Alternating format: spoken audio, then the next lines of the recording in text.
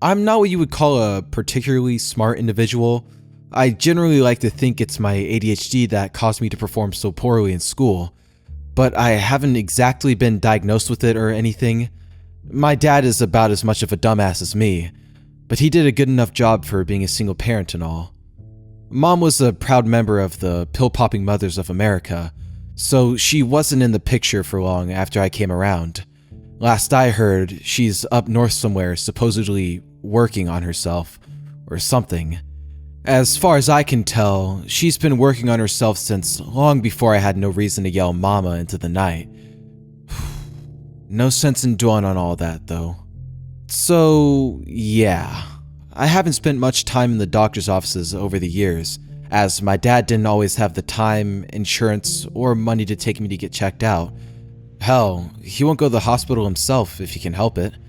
I remember one time he came home from the garage with 2 fingers on his left hand taped together, with a bent welding rod on each side of them to keep them in place.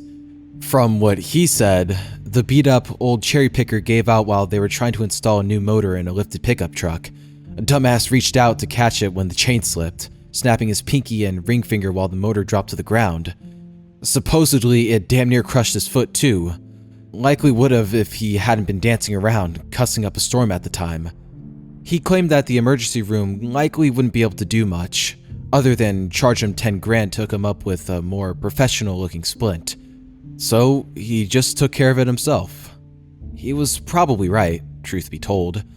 Either way, after wearing that tape and welding rods for 2 months or so, his stubborn ass claimed his hand was back to normal.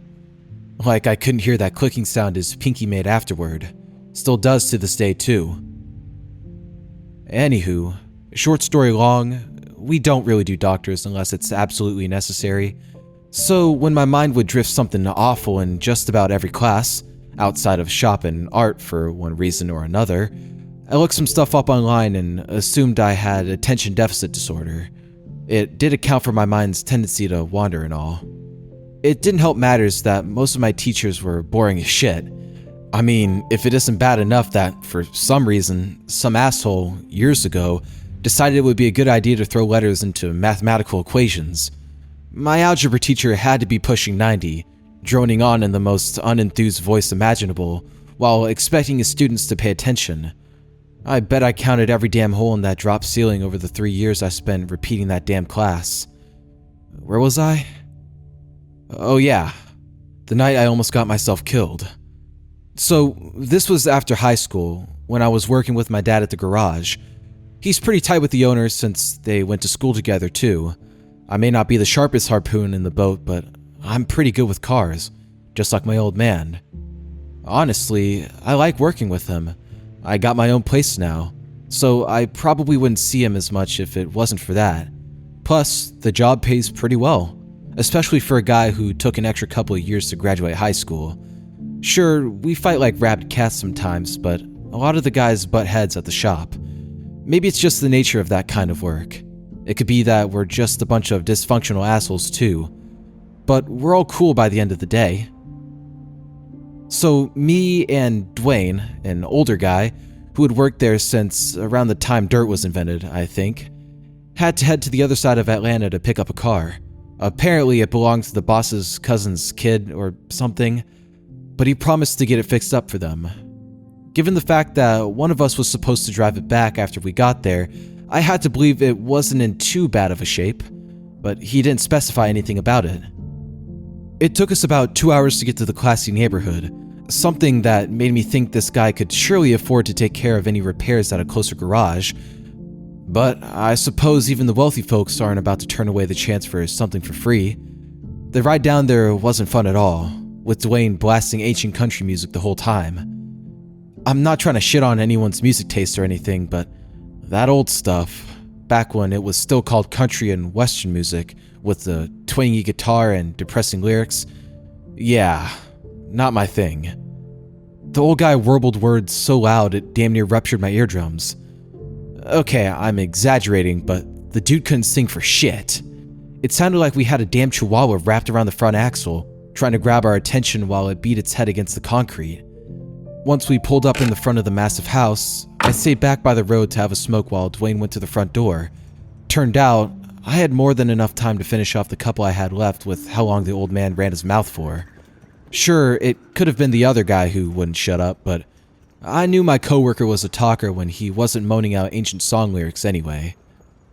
When they finally finished up whatever 400-page novel they had been reciting, Dwayne walked back to the truck, tossed me the keys, and nodded back to the gorgeous metallic blue Mercedes in the driveway. I was pretty surprised when he was letting me drive it, but he always looked as though he'd rolled out into a puddle of grease before even stepping a foot into the garage, so it was probably for the best. He was already tearing off, howling that old country and western shit before I even got the car cranked. I suppose that was when I likely should have had the common sense to call him real quick before he got too far ahead of me. As I pulled out of the neighborhood I could never even hope to be able to afford to live in, it hit me that I had not paid the slightest bit of attention on the way there. While my driver tortured the lyrics to every god-awful song, I just played mindless games on my cell phone, not so much as taking note of the first road or street sign.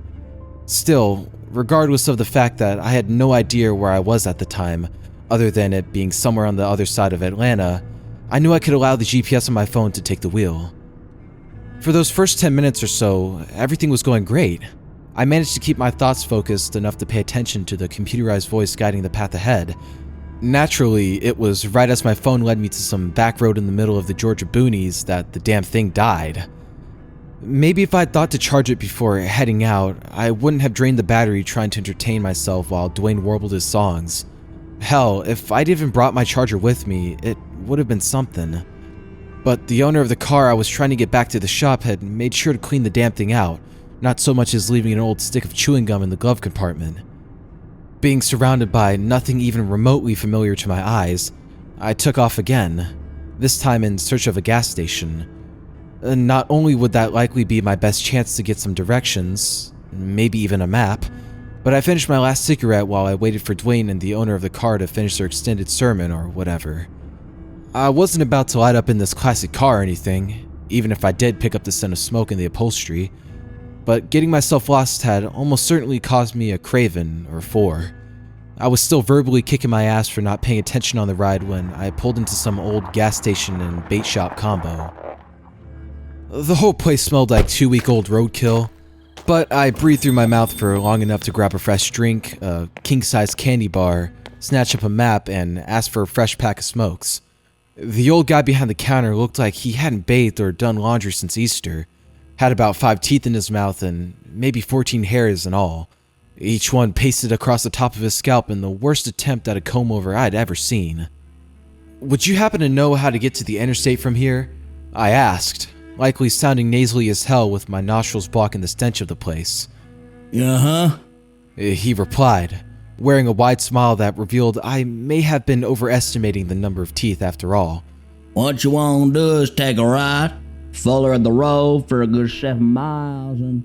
I think I have that same shirt, I thought, with my eyes drifting from his mouth to his stained button-up. I think you may have misaligned those buttons, bucko. Did you really try to slip that center button into 2 slots? Is it this place that smells like shit, or you? Why am I being such an asshole? What the fuck is it my business if this guy doesn't own a toothbrush or a shower? "I'll take you right to it," he said, finishing the directions I had not remotely paid attention to. "Oh, so I take a right out of here and..."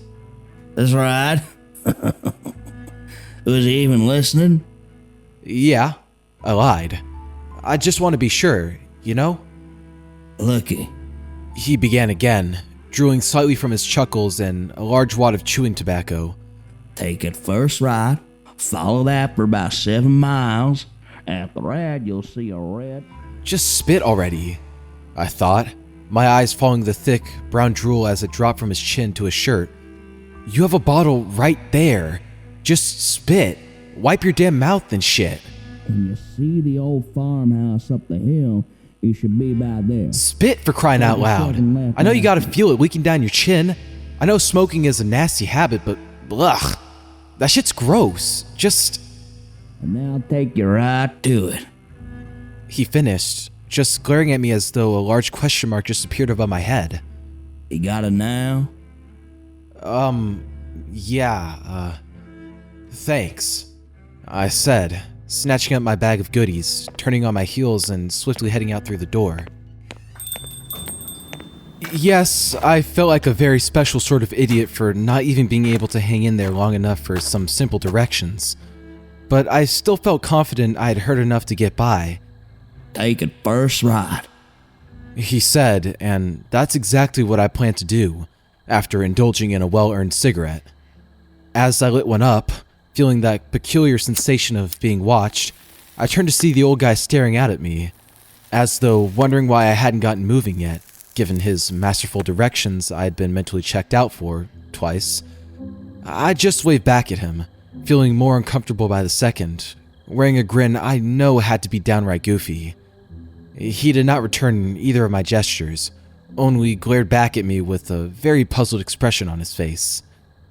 Though I had barely cleaned off half my smoke, I dropped it to the ground, smeared it out with my shoe, and got back in the car, backing out as soon as I cranked it up. I gave one last glance back at the strange old man, who still just glared at me, even with another customer seemingly awaiting his change. I just gave a nod and left the old bait and gas station in the dust, taking that first right as suggested. Sure enough, 7 miles up the road, I saw a large red barn next to an intersection, a four-way intersection of all things. Had this not been the point in which my mind wandered each time the old guy attempted to lend me a hand, I may have had the slightest idea of which road to take. I just parked there, studying each of the roads that looked no different from one another, not in any way that read as the most likely to lead to the interstate anyway. I unfolded the map I'd picked up at the bait shop, staring at it like I was attempting to decipher the Da Vinci Code. This being the first time I had ever looked at a map, other than a passing glance or three, I couldn't so much as narrow down my location at the time. Finally, after giving up on that, I folded the damn thing back up to the best of my ability, just tossing it on the passenger seat and resuming my stare down with the intersection. I have no idea how long I sat in place, feeling like Sherlock Holmes attempting to deduce the clues most likely to indicate who bludgeoned Lady Witherington to death or some shit, when a horn from behind snapped me back to reality.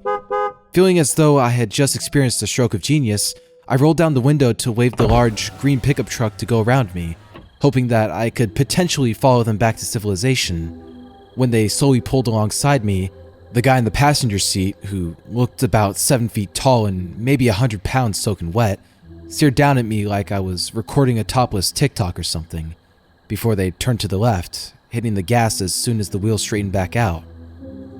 Taking that as my hopeful indicator of the correct path, I threw the Mercedes back in gear and began my pursuit.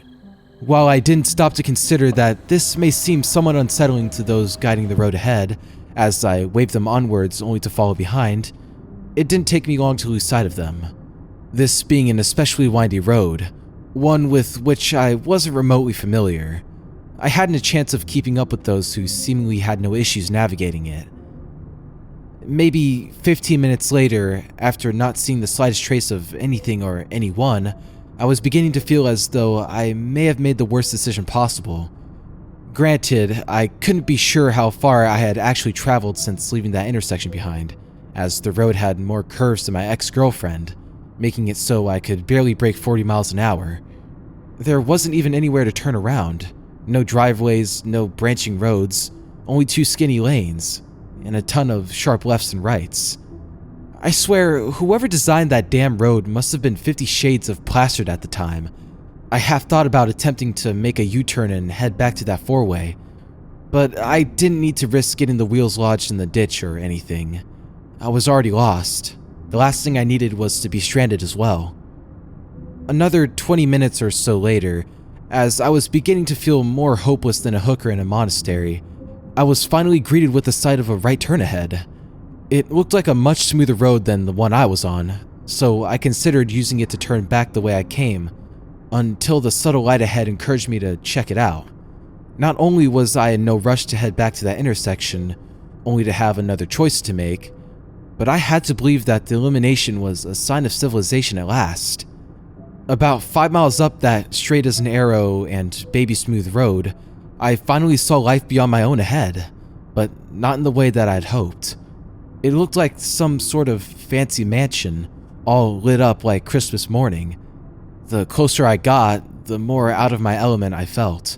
There were maybe 9 or 10 vehicles parked out front, most of which looked as though I could never afford to make a single payment, let alone own one outright. But that same green pickup truck was third from the end of the row. Given that this was the first thing I'd seen besides trees and potholes in God knows how long, it wasn't exactly a surprise to see the road's only other travelers. But I hoped they wouldn't think I was some kind of weirdo if I did run into them in person. With the fairly wide parking area, I didn't exactly have a hard time finding an open spot. But I was still hesitant about walking up and knocking on the door.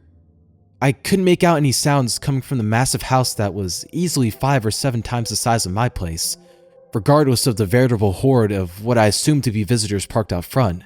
If nothing else, I hoped that somebody inside would be willing and able to help me find my way home. But as I climbed out of the Mercedes, I was suddenly in no rush to find out. Being not exactly a people person, I wasn't fond of asking strangers for assistance, especially in their own house in which I likely wouldn't be welcome. So I lit another cigarette while I mulled over my next steps. I felt my whole back tense up with nerves when the front door swung open, revealing a pretty and glamorous blonde who stared straight at me when she walked out. Hi. She mouthed, giving me a wave. I just waved back, uncertain of anything else to do at the time. As she closed the door behind her, walked down the steps and paced towards me, she maintained that friendly grin the entire time. It wasn't a fake smile either. It didn't come off that way anyway. If anything, it seemed more of an expression that only the closest of friends or family would wear. That I'm genuinely happy to see you smile. While I was parked at the end of the row of crazy expensive vehicles, she didn't have to travel all that far to get to me. The way she moved in that tight-fitting and slinky black dress, it was more like she floated across the pavement rather than placing one foot before the other. She was both elegant and absolutely gorgeous, quite far removed from the woman I would talk to on a more regular basis. Can I bum one of those? She asked, breathing the words in a sultry voice while gesturing to the cigarette I still held. Oh, yeah, of course, I replied, pulling the pack from my pocket and flipping open the lid. Thanks. I've been dying for a drag, but Daddy doesn't approve. She said, rolling her eyes with a giggle. So are you the guy? I thought you'd be bigger and not as cute. Huh? Oh, no, I was just hoping I could maybe get some directions back to the interstate. I got myself turned around a while back and, Wait, you ended up here completely by chance? She said with a laugh that lit up her whole face. What are the odds of that? Well, I mean, this was the only place for miles, you know? I hadn't seen nobody, anyone for a while. Just hoped I could... I gotcha. She said, laying a hand on my arm, still giving me that warm smile. It's not hard to find. All you have to do is head back the way you came until you get to a 4-way intersection. You with me? Yeah, I think that's where I got mixed up, to be honest. Okay, so when you get there, take that left, follow for about... I can barely believe how glamorous this woman is, I thought, my eyes enraptured as she moaned her words. She looks maybe a few years older than me. Of course, that could easily just be the effect of her makeup and perfectly styled shoulder-length hair, but she's like movie star hot. This is not the average girl by any means, and she's talking to me like an old friend. Even though we've never met, it's just... oh, shit. Another right after that, and you should hit the exit after a couple of miles. So left at the 4-way, I stated, pretending I'd paid the slightest bit of attention to what came next. Yep. She said, slipping her hand from my arm. Well, I can't thank you enough. I guess I'll... You want to come in for a bit? We're having a little get-together, and I know you've got to be hungry or thirsty after all the driving. Nah. I really should get going, I said, knowing fully well that my dad would either be worried or pissed by this point. Likely both, to be honest. But I really do appreciate your help. You sure? We could talk more if you come inside. Believe me, I would love nothing more, but... That's that then. She giggled, snatching me by the hand, flicking the butt of her cigarette to one side. Everyone's gonna love you. I just know it. But I really need to... I'm not dressed for... Oh, quit playing hard to get. You know you wanna. She wasn't wrong, of course. Not to overshare or anything, but it had been a while. Okay, the Sahara Desert has probably been going through a shorter dry spell than me. But surely someone as intoxicating as this gorgeous blonde couldn't really be interested in me like that, right? Yeah, I was certain she was just being friendly and all, but I wasn't gonna argue with the chance to find out. Not that she was giving me much of a choice in the matter. What's your name, cutie? She asked, opening the door to the strangely intimidating mansion. Billy Saxon. Most people call me Sax. Well, isn't that sexy? She said, chuckling again while biting her lower lip. You're so cute. I could just eat you up. Yeah, she was totally leading me on, but I was lapping it up like an attention-starved puppy. I've never been what you would call especially good-looking or anything, but I try to keep in shape.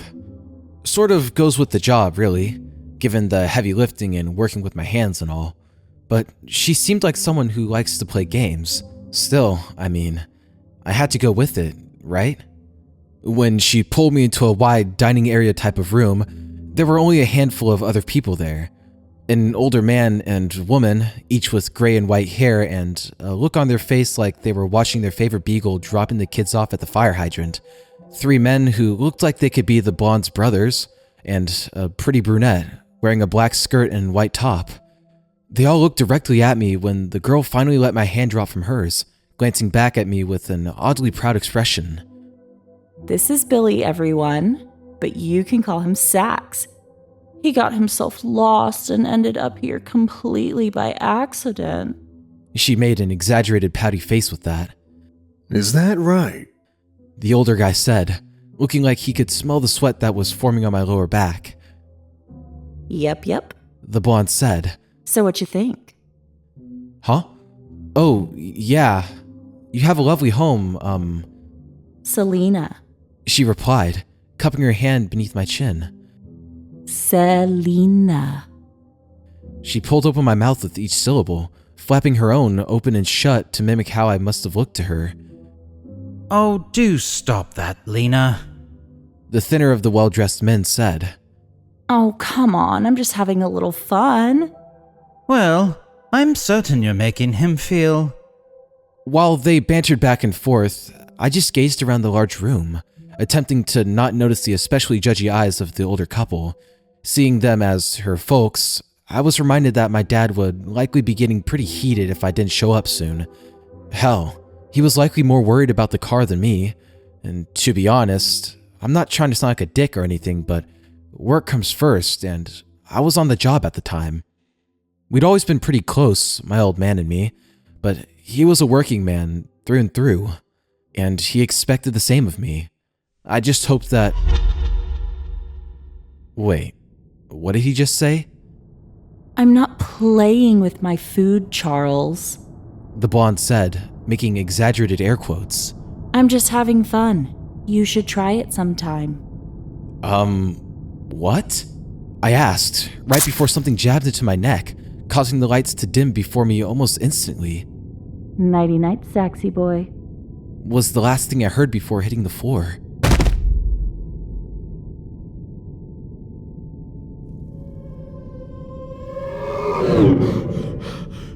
When I woke up, when I was forced back into awareness by some guy jarring my shoulder so hard that I thought I may suffer from late-stage shaken baby syndrome, I couldn't see much of anything. From what I could make out, I was in some sort of large cage with 2 other captives, one of which being the guy who snapped me out of whatever our host had stuck me with.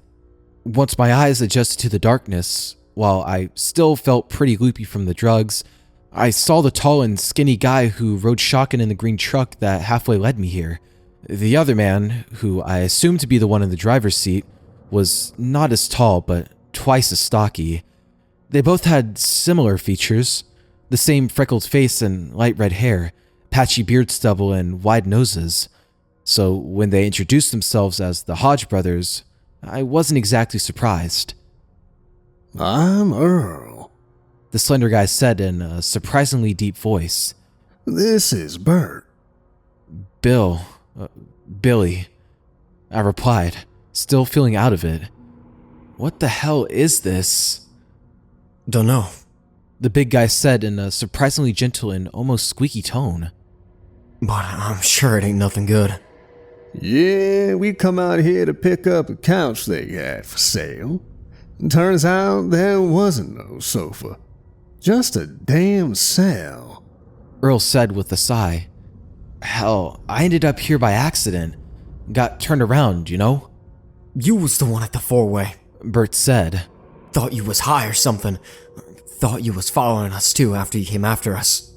Yeah, sorry about that, I said with a slightly embarrassed chuckle.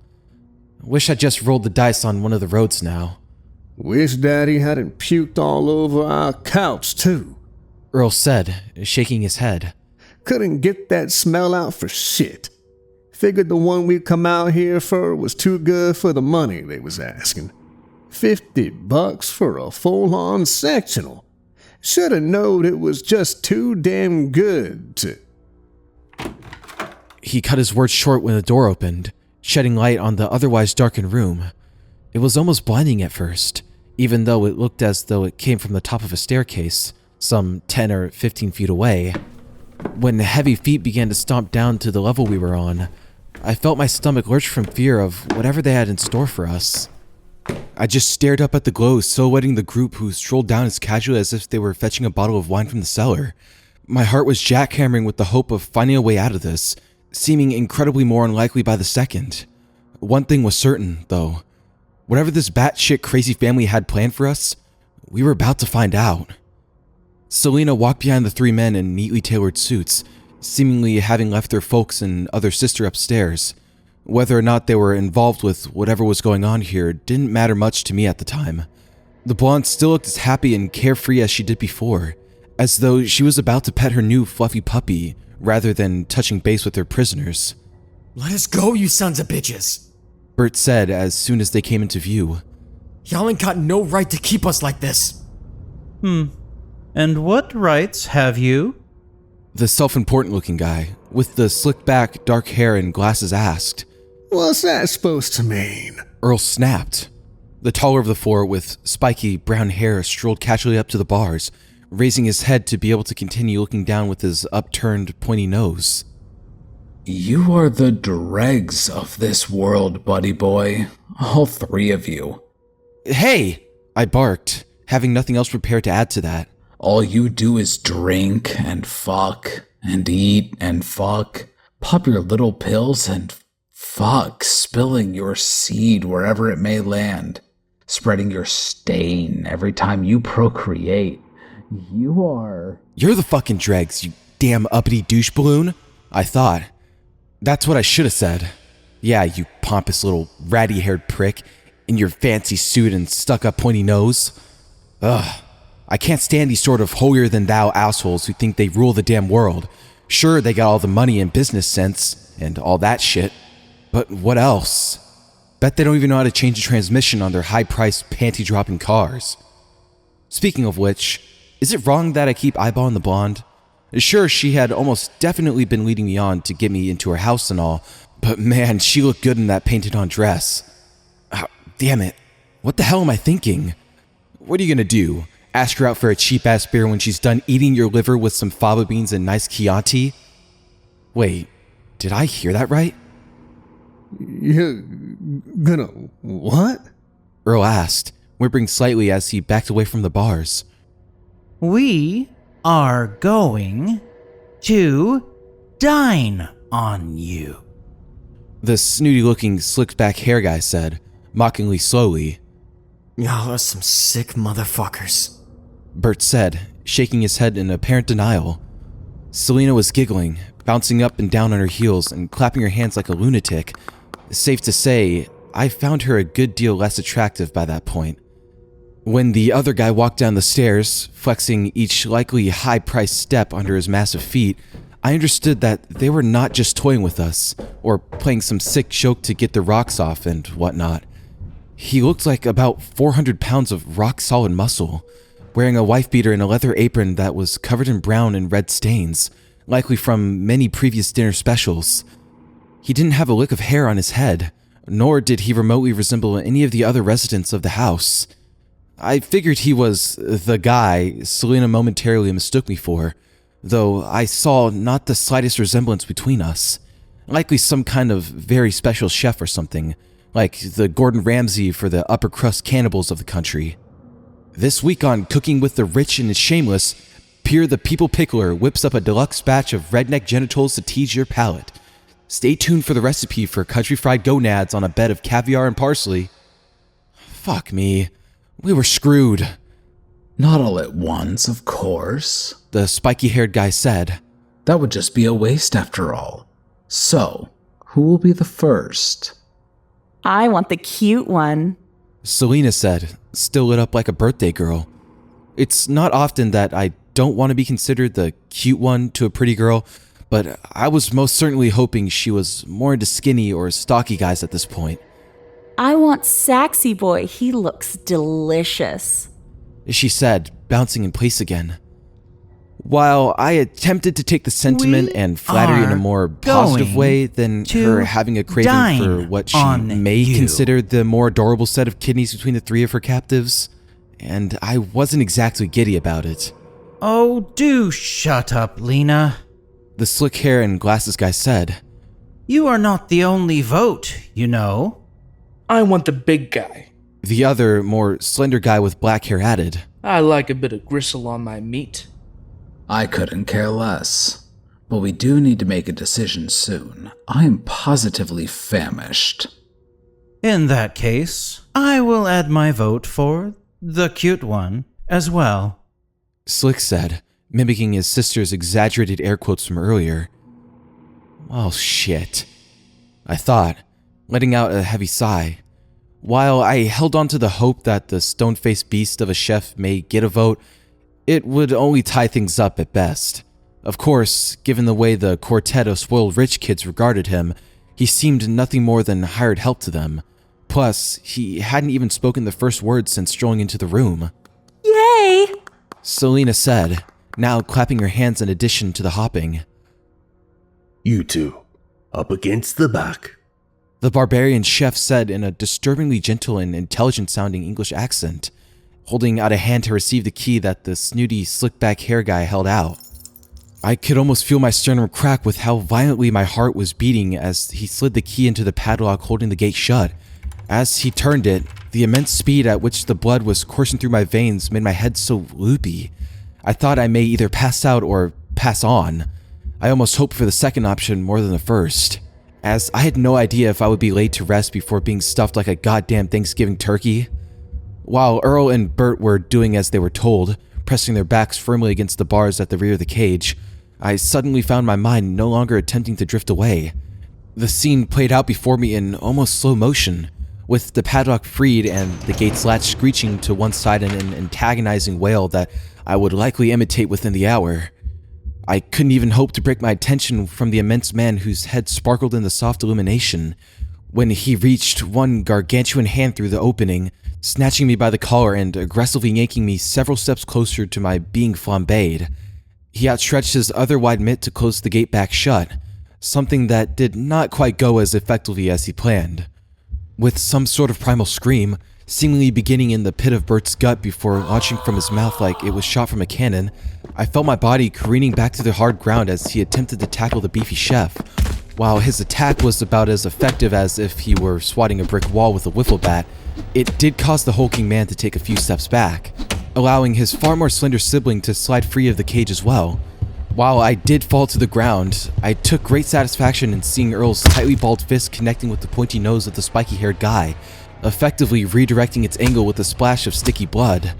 Burt was still waging a war on the midsection of the beast in the leather apron, causing little more than earning some laughter from his target. When the chef snatched up the fist that couldn't even inspire him to wince a little, slamming Burt against the gate, he finally succeeded in closing it back shut. In the meantime, a screeching Selena was running for the steps, while the quite impressive fighting skills of the skinny guy had already rendered two of the brothers unconscious.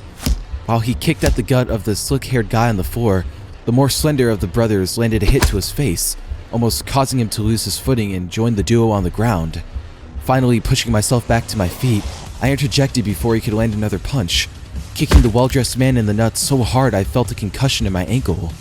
Though the anguished and horror-stricken look on his face was almost laughable, I wasted no time in launching my steel-toed boots into his boys for a second and a third time, not yielding my attack on his chances for a potential offspring until I felt him crunch, dropping him next to his brothers. While the other two were down for the count, I went ahead and similarly crushed their cojones, just to lessen the possibility of their family tree growing any more branches. When Burt, seemingly inspired by my actions, began thrusting his own feet against the crotch of the guy who now held him against the gate, 2 feet from the floor in his outstretched hand, it barely caused the people pickler to break a sweat. Earl and I were both beating, kicking, and punching at the giant until I heard more feet stomping down the steps behind us. I turned around just in time to push the skinny guy from the path of the bullet the older man fired at us. Selena was standing right behind them, holding his shoulder like she needed him to protect her from the monster in the closet. Over and over again, he discharged his weapon, taking no care in the fact that half of his bullets were drilling into his likely high-priced cook. Again, the large man reacted with the multiple wounds leaking fluids from his back, tossing Burt to one side like a ragdoll, before turning his face to the old man with the rifle still trained on him. Do you mind? He said in that soft yet somewhat aggravated voice, in his upper-class English accent. Oh. The old gent said, wearing a sheepish and slightly ashamed grin. My apologies. With this slight moment of distraction, Earl and I slid to his brother before we shuffled off to the right side of the room, desperately in search of some sort of exit. While we did find a door, one that was unlocked for that matter, what we found within the contents of that room was no salvation, but a possible nail in our respective coffins, with a shovel to boot. Though the tools this area of the house held were not quite so literal in the 6 feet under analogy, the razor-sharp looking blades of the extravagantly designed utensils were very likely what the big guy planned to use to prepare the feast for his employers. The hospital-style bed in the center of the room, layered with some plastic that lined the floor and walls, was the only thing blocking our path to the selection of potential weaponry. Without a word, though I had plenty come to mind as we glared, slack-jawed at the rack of knives and power tools, we gave a glance at one another before sprinting out the bed towards the cosplay, each of us claiming a weapon for the inevitable showdown. While I barely confided in my choice of a long, serrated knife, almost muddled like a wakizashi than kitchen flare, that brief moment of self-assurance came to a quick close when the beast in the apron came strolling through the open door, having claimed the rifle from his boss. I barely avoided the first shot, feeling it graze my shoulder as I leaped to one side, something that appeared so much more effective in the average action movie. The next one drilled into the side of the rack of the blades, sending many of them cascading to the plastic-lined floor.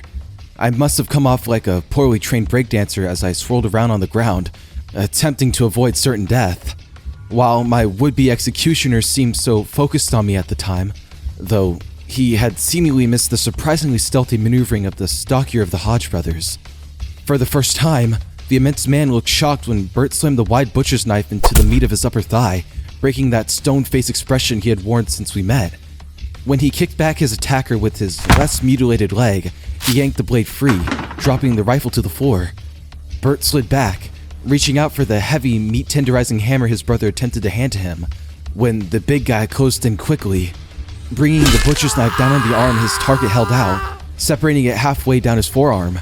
Earl screamed out harder than his sibling was able to, as he just glared, wide-eyed and horrified at the stump that used to have a wrist and hand attached. As the chef swiped down for a second time, I pushed forward, holding my blade out like a lance, piercing it through his wrist before he could dig a ditch into Burt's neck. He stopped in place, stared down at his oozing limb and up to face me, tilting his head like a curious mutt. When he began to move towards me, not so much as pulling the knife out of his arm, Earl let out another scream, one almost as primal as the war cry his brother had echoed back in the cage. When he traded in the meat tenderizer for an especially wide dual-edged blade, I can't say, as I was a deer in headlights before the almost reddening eyes of the hellbent chef. But when he forced it into the groin of the big guy, it was finally clear that it was indeed a man we faced after all. The shriek that howled from the mouth of the massive individual was almost enough to make my ears bleed. A shrill squeal that grew louder and more visceral with every tear of Earl's dagger. Even with the large arms, one of which still had a knife through it, swinging erratically at the skinny fella, he had little problem avoiding them as he was quite the squirrely one. There was nothing but grizzled meat and gnarled tissue left in the wake of his attacks, and when Burt rejoined the fight, slicing at the gut of the big guy with that same butcher's knife that took his other hand, I snatched up the biggest damn blade I could find. All three of us swung our weapons at the beast, hacking ditches and carving chunks from him until there was simply not enough blood left in the man to allow him to remain conscious. When he dropped to the floor, I almost felt more like a lumberjack, having toppled an enormous ancient tree rather than some poor bastard who had to resort to such madness to survive. Once we were certain he would not be getting back up, I pulled off my belt to attempt to slow the fluids oozing from Burt. Earl wrapped his severed hand with some plasticky cut from the lining of the floor, hopeful to be able to preserve it for the time being before we helped his brother back to his feet. As we hesitantly approached the door, I picked up the rifle, inspecting it to see that only 2 bullets remained, and I took the forefront of our hopeful escape. I saw no trace of anyone when we got back to the room with the cage, except for the 3 buckled men still seemingly sleeping it off. I strangely wasn't surprised to see that their folks or sisters hadn't attempted to pull them to safety. Just for good measure, I gave a few more complimentary kicks to their pills as we passed by, to be sure they weren't simply faking it to throw us off. Not to mention, it was just sort of satisfying by that point. Even Burt let out an exhausted chuckle as I planted my steel toe against the 3rd set of well-tenderized meatballs, but I had to be sure, right? When I placed my foot on the first step, I tried to keep it as light as possible. While I was sure a wealthy family of carnivores would not tolerate a squeaky floor in their fancy mansion, I wasn't about to take any chances. With each hesitant step, I tried to keep my shivering limbs from significantly altering the potential trajectory of each of the 2 bullets I may use to spend on these sick bastards. But when I peered through the doorway at the top of the stairs to see nobody around, I just knew they were planning something. I suggested taking a look around to see if we could locate some ice to put Burt's hand on, but he shook his head dismissively. Let's just get the hell out of here. I gave a glance to Earl, who nodded his approval, and we made our way to the front door, keeping an eye on our backs. As soon as I opened the door, feeling almost exhilarated from the cool wind blowing in from the outside world, the sound of a hammer being pulled back on another firearm caused that brief moment of joy to sink into the pit of my stomach. Turn around, the voice from behind uttered. I turned to see the older guy holding what looked to be some sort of flintlock pistol outstretched, wearing a shit-eating grin. His wife and daughter stood a ways behind him, with him attempting to come off like the noble hero in this insane scenario. Not only can we not allow you to leave, not after what you have done to my children, but we are still hungry, you see? Your chef is dead, prick, I replied. While Jeffrey is, well, was, quite the talented professional, it's not as though I have never had to prepare my own food. Now, if you will kindly close the door, drop the... Whether it was the fact that I was too damn tired to care anymore, or just that I had the feeling that he was fully prepared to drone on for a while to make us feel as small and as worthless as possible, I can't honestly say. Whatever it was, the shocked look on his face when I quickly raised the rifle, sending one of my 2 remaining bullets directly between his eyes, was almost as satisfying as the sound of his son's cojones being pummeled. Selena, her sister, and her mother all screamed and ran out of the room before I could decide who would get the last bullet, so we wasted no time in quickening our escape through the open door. I helped Earl load his brother into the truck. Before heading to the car, I still had to get to the shop, though that was the least of my concerns at the time. As I backed up to see the taillights of the green truck speeding away, I threw the Mercedes into drive and pushed the metal to the floor. slamming the brake a second later when the pretty blonde in the painted-on dress came running out, about 10 feet in front of me. Don't go. She called out with tears streaming down her face. Please, just... I was so focused on her, or I suppose whether or not I should risk damage to the fancy car by slamming the front end against her, that I didn't even notice the taillights speeding back towards me. When the bed of the truck collided with her slender frame, she dropped to the ground like a sack of potatoes. Earl pulled back beside where I was parked with my foot still on the brake pedal. Burt said we should wait for you on account of you getting lost before. He said with a laugh. Good thing we did. When Selena slowly lifted herself back to her trembling legs, the large green truck sped forward again, this time leaving her in a state from which she was far less likely to bounce back. I watched her body tumble and crunch under the wheels of the heavy 4x4 before brake lights lit up once more.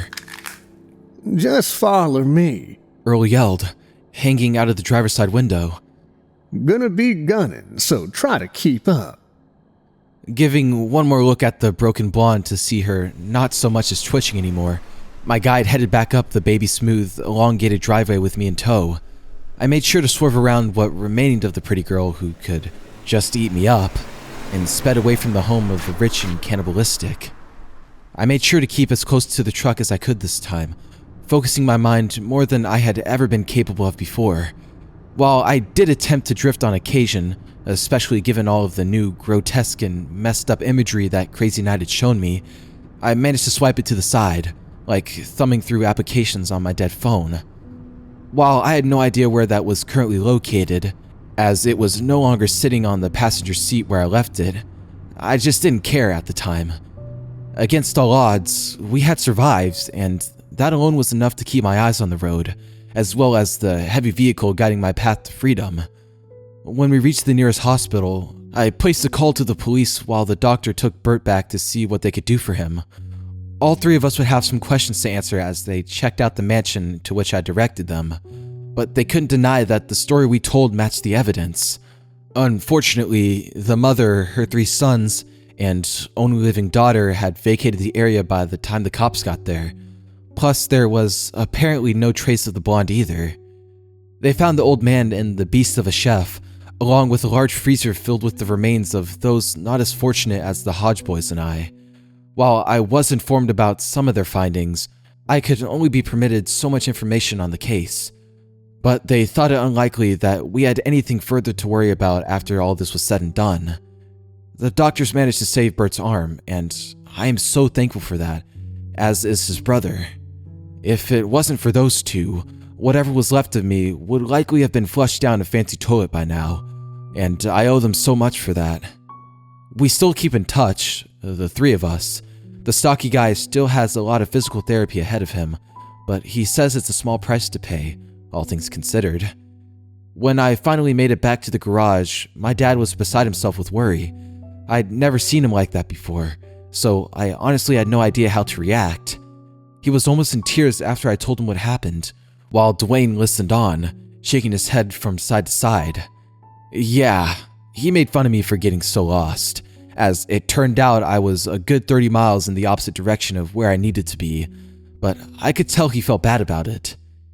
It wasn't his fault, of course. I have nobody to blame but myself and my wandering mind, as well as the insane family who wanted all of my tasty morsels for themselves. I've been trying to work on my attention deficit issues. I even got my good ass to a doctor. Turns out I was dead on balls accurate with my self-diagnosis, but I can't tell if the meds he put me on are helping just yet. I did manage to type all this out though, so that's not for nothing. It's been a little over 6 months since that batshit crazy night, and I truly thought it was over. Those first few weeks, I kept looking over my shoulder like a crackhead at the policeman's ball, but I got back into a stride after a while, barely thinking about those sickos anymore. It wasn't until a few days back, while I was washing up before heading home for the night, when I heard someone call from outside the garage door. I always get a bit pissed off when someone shows up when we're closing up for the night, but when I peeked out to see that my dad was already talking to the woman, I ducked back into the bathroom until I heard my dad tell them it would be a few days until we could get to whatever it was they wanted. When I walked back out to see the blonde hair blowing in the wind as the fancy-looking woman climbed back into the pristine Escalade, I could barely force my legs to move. While my dad was giving me the rundown of the conversation, one involving what would be a high-paying job, I found myself unable to focus on his words. My eyes and mind were glued to the woman who rolled down the window to give a friendly wave as the SUV pulled up parallel to the open door. See you soon, Saxy boy. Selena called out, blowing me a kiss before they pulled back out onto the road and drove out of sight. I think she likes you, kid, my dad said with a chuckle. Yeah, I replied, just gazing at where the vehicle was parked only seconds before, on a buttered roll with a side of french fries. While it's very possible that it was just the other sister, whom I hadn't paid much attention, having her hair dyed to throw me off, I think that it really was Selena. If that's the case, I have no idea how she could have survived what the Hodge boys' truck did to her. But there ain't much money can't buy, I suppose. If you know where to look, of course. Either way, I'm seriously considering getting the hell out of town. The cops assured me they were going to keep a close eye on the shop and the house, but they can't be with me every second. I called Earl to let him know what's up, so he and Burt are going to make themselves scarce for a bit. Dad and I are just going to be armed and on guard until this whole thing is solved. But hey, maybe they just need to do some work on their fancy cars. Yeah, that's about as likely as Pierre, the people pickler, making babies at this point. But they have got to know the police are onto them. Maybe they just wanted to swing by to make me wonder, you know? Just to keep me on edge and afraid. Whatever the case, whether that visit was just to let me know that we didn't beat them, or that they still plan on having me for dinner, I can most definitely say that my mind is far more focused than it used to be. Yes, that primary thought is that I quite literally escaped the frying pan, only to potentially belly flop into the fire. But that's something. Right?